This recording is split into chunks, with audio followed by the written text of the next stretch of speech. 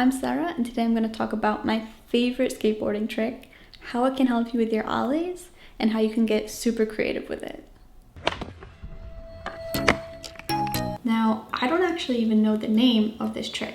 It's something like a rolling foot plant to caveman or a flat ground bomb drop. So if you know what it's called, leave a comment below so that I know too. But anyways, the trick has three main parts: a pop, a nose grab, and a caveman.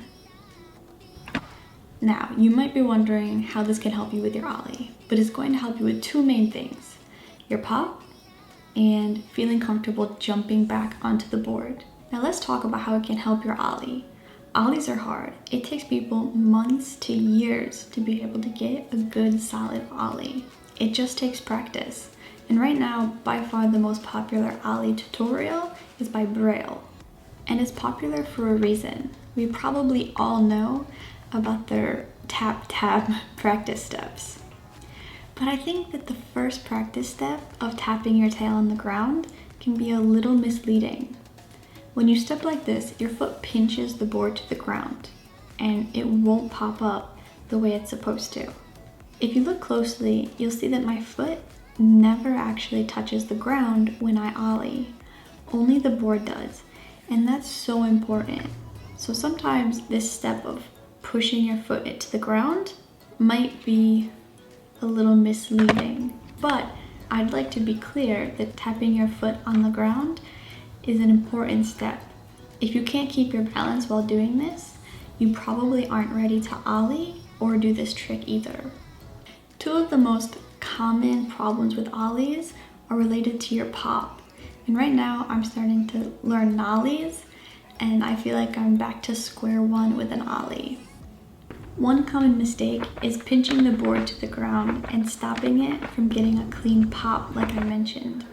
You can see my foot here holds the board to the ground and the board doesn't pop correctly.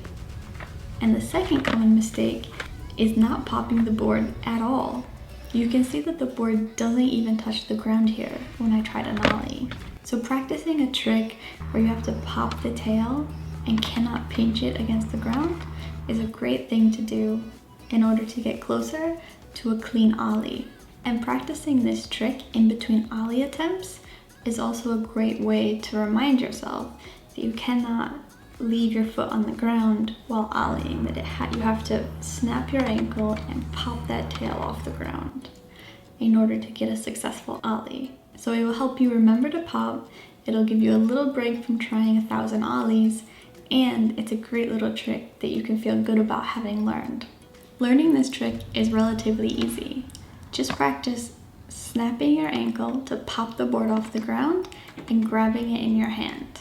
Don't let your foot touch the ground, just have a nice pop with your ankle, just to get the board to bounce off the ground and into your hand. This is the pop that everyone talks about. Just practice popping your board over and over again until you feel comfortable grabbing it with your hand and also with the pop. After this, try to pop the board slightly, ever so slightly, in front of you. Just this little pop so that the board's not going straight up, but just out in front of you. Now, popping the board straight down is good for practicing your ollie pop, and popping the board at a slight angle or with a slight nudge gives you just the space that you need to complete this trick and do variations in the future. This can be kind of difficult at first, but it's worth the effort. This step right here also does one other very important thing. It helps you build up strength and muscles in your ankle and calf. Now, part of the reason that ollieing can be so difficult at first is because we're not really used to snapping our ankles down on the ground unless you do a lot of bunny hops. And because of that, we don't really have a lot of strength in our foot to do the ollie. So this step will help you build up the strength that you need to get those ollies without doing a million failed ollies in the process of building up that muscle. The next step is just a caveman. Start off low and slow.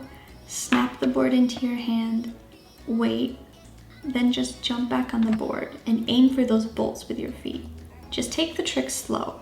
Pop, grab, caveman to bolts. You'll be able to do it faster and smoother with practice.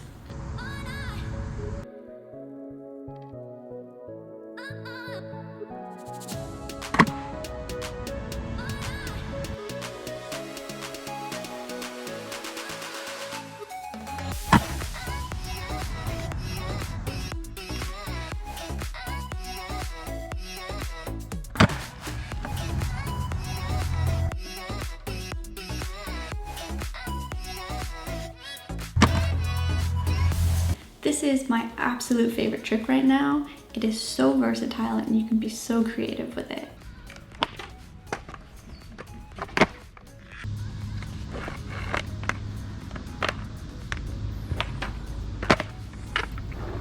And there are a few ways that you can make this little trick look much cooler. Focus on getting a pendulum swing with the board. I personally love the feeling of the weight of the board when it tugs at my hand when it swings. There's just something awesome about it. That will make this trick look a lot smoother and less jerky. Also, try kicking that front foot out just to add some style to the trick. You can do this trick rolling, onto a stair, into a tail stall.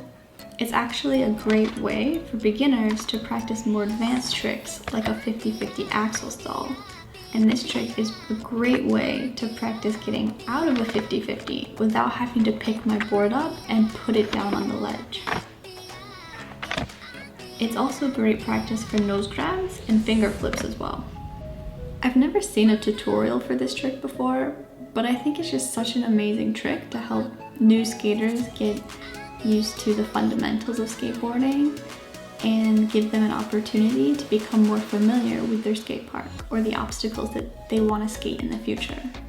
Have you ever seen or tried this trick before? And if you do try it after watching this video, let me know if you had any success. Comment, like, and subscribe for more tutorials for beginner skaters.